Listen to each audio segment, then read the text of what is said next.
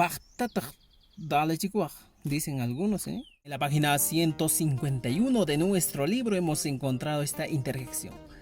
Pachtataj. Oye, ¿qué significa o cómo se traduce el castellano pachtataj? Es una pregunta muy interesante. Pero pachtataj se traduce al castellano como cuidado, cuidado, pero con una actitud que podríamos decir amenazante, una actitud para que una persona tenga precaución sobre una situación. Pachtataj, dale chicuaj, dicen algunos, ¿eh? Combinando con el castellano. O podrías decir pachtataj, maga chicuaj. Cuidado, que te hagas pegar, cuidado.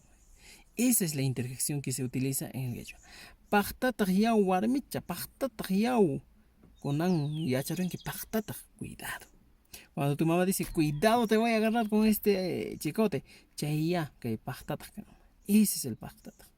Entonces, en alguna situación, cuando estás enojado, tú dirías, pachtataj, majarse aquí ya. Es el uso de la interjección. ¿Sabías para qué era el pachtataj?